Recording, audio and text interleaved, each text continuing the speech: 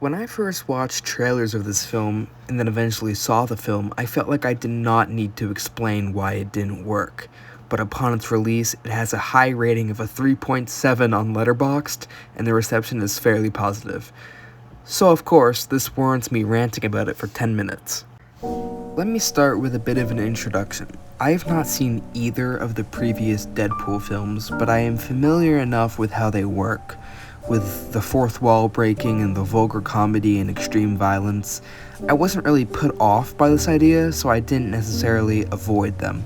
I just simply never got around to it. So because of this, I wasn't necessarily blind going in for this movie. I also am not an MCU fan, nor an MCU hater. I owe the MCU a lot for getting me into film in the first place when I was younger. They were the first real franchise I could cling to other than Star Wars, where I could just understand and critique them. Of course, as I got older, they grew off of me, and now I can say I am not into those films. But more recently, there is a noticeable decline. I find a lot of modern Marvel films uninspired and boring, and even now I can look back at some of the earlier ones and say the same for those too. But this latest Marvel effort seems to get people back on the Marvel train, although this really isn't anything new. Each year post-Endgame, it feels like we go from Marvel is over to Marvel's back, Marvel's over, Marvel's back, Marvel's over, Marvel's back. I've seen this pattern happen with at least 3 separate films, and of course now, Deadpool and Wolverine. So let's talk about the film that is once again saving the MCU. Also, let me state first that this video is simply just my opinion, and if you like this film or even loved it, that is awesome and I am glad you did. Please share in the comments what worked for you and why. I am willing to be open-minded. But unfortunately, I hated this. When I left the theater, I was shocked to find that this film had a runtime of only 128 minutes, because to me, this lasted like 8 hours. Films like Kinds of Kindness and Killers of the Flower Moon, with movies into like a 3-hour runtime, are far more engaging and exciting than this film. The problem with Deadpool and Wolverine for me was just, it was so repetitive.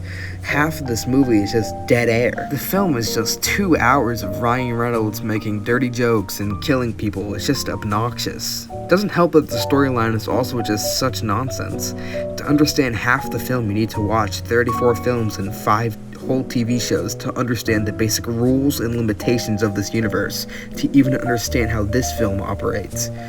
This leads into by far my biggest complaint with the film.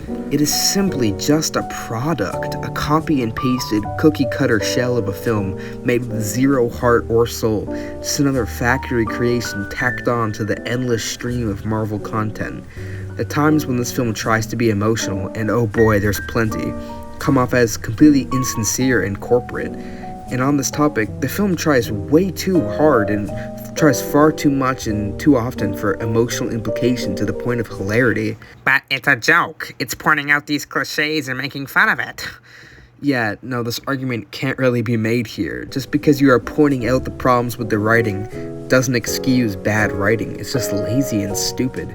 For example, the Wolverine character has an implied dark and mysterious past, but this is purposely not revealed until later, which is basic, boring, blockbuster story structure. This is just lazy writing. I don't need to tell you that. But the problem is the film tries to get away with it when Deadpool says, "Should we talk about your dark past or should we wait for a third act flashback?" This joke pokes fun at the exact structure of typical Hollywood films, and the smart thing to do here would be to reverse these tropes instead of acting on them. But the film does the third act flashback scene anyway, disregarding the joke made about it, removing any of the cleverness to the humor and script of this film. These could sound like nitpicks and just me bitching about insignificant details, but I think it's actually important for a film to at least understand itself and the rules it is setting up, to at least have basic fundamentals and principles to make the film unique. This makes the film incredibly confused on what it is. It can't decide if it wants to be an anti-establishment, rebellious comedy, or a film butchered by corporate involvement. Deadpool yelling into the camera, "Fuck you, Disney, and suck it, Fox," doesn't take away from the objective fact that Disney and Fox produce these films. Let me talk more about the dialogue. Yeah, it's not that funny, really at all. No, this is not me trying to be different. I actually just don't think dick and balls for 2 hours and the F word every 3 seconds is funny every single time. There are jokes that land here. I like the dog, and I also think when the other variant of Deadpool tries to break the fourth wall and says the proposal really awkwardly, that's timed really well, and that got a genuine laugh out of me. Maybe that joke also sucks, and it was just having not laughed the entire movie that kind of did it for me, but I still think it landed pretty well. But unfortunately, that's like it. My main problem with this film's dialogue is just how often it relies on straight up homophobia. No, neither of the characters say they hate gay people to the camera, but half the jokes are literally, duh, what if they were gay? Yes, I will excuse it when it is Mac and Dennis from Always Sunny. But I need you to save some of it for the customer. Do that for me, okay, baby boy? The difference there is there's actual thought and heart put behind it. The show has tender moments that explain deeply Mac's character and his sexuality. For example, the scene where he finally works up the courage to come out to his friends because he constantly feels berated by them and he is too trapped in a hyper-masculine state of mind to confront his inner issues. This episode directly confronts the overuse of gay jokes in Hollywood by actually subverting expectations and having direct queer representation. It doesn't matter. You can just go back in. You signed the paper. Yeah, I mean, you got your money. No, I think I'm out now. Yeah, I'm gay. Actually feels pretty good. Okay, I'm getting sidetracked here. I could write a whole other video about Always Sunny in Philadelphia, but my point is, Deadpool does not have any sincerity behind it. There's no real rhyme or reason to its humor, therefore it just comes off as pure mockery of gay men. Now let me touch on the look and the style of this film. Another glaringly obvious issue. This movie just looks terrible. Just a severe lack of style and color, giving the film such an ugly and bland look. The VFX are also just noticeably bad. There is one moment where the two characters have this like slow motion superhero pose moment and Wolverine looks completely rendered in like a video game. He literally stands there for like 5 seconds doing a Roblox idle animation. It is disgusting looking. Most of the time, bad CGI doesn't really take away from the film too much, but when all you were looking at for 2 hours is just pure blue screen, the entire movie starts to like melt your eyes. Nothing about this feels real, and not in the fun video game way Mad Max replicates. It's just ugly.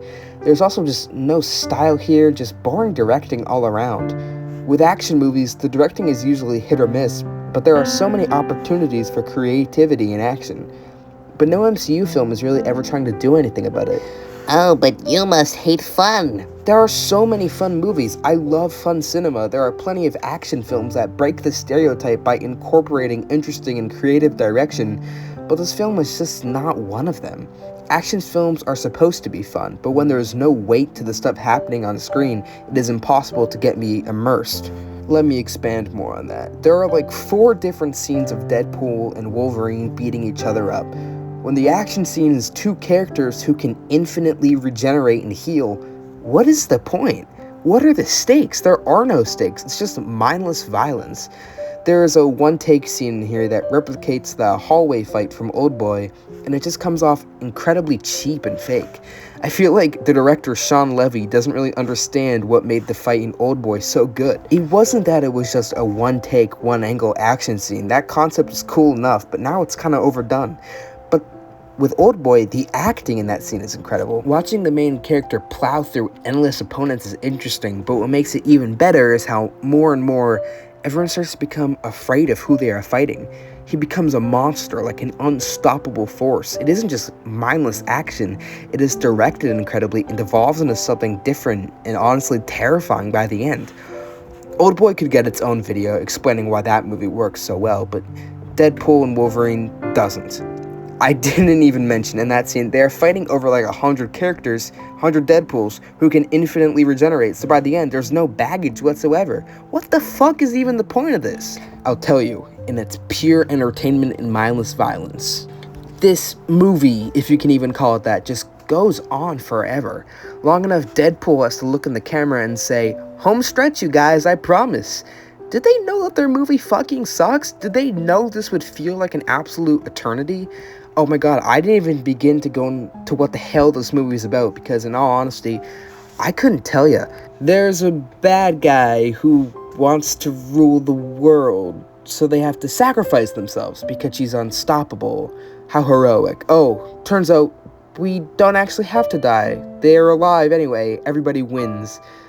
This is the type of story I would play with my action figures in 2nd grade, not a $200 million movie. Oh, speaking of which, where did that budget go? Because clearly not to the VFX department or the writer's room. I seriously think this entire movie's budget was just the casting and thousands of characters and cameos. Oh yeah, the cameos! Remember when cameos were just fun little moments where you could recognize a celebrity and not the entire plot of a fucking movie? Oh my god, you guys, it's freaking Captain America! Shoot me now, bro. So, yeah, that's pretty much it. I have a really hard time critiquing this just because it doesn't feel like a movie. There is a special hatred I have reserved for films like this, if you can even call it a film. To me, it just represents every single problem I have with modern blockbuster Hollywood crammed into one miserable experience. Just a complete fake film. I really don't know what else to say about this pile of shit. Waste of time, definition of slop. Makes me rethink my life choices.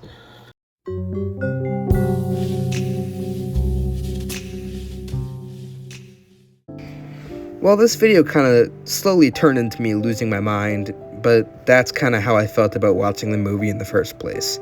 Thank you for watching, subscribe, follow me on Letterboxd, all that good stuff. That's about it. Have a good day.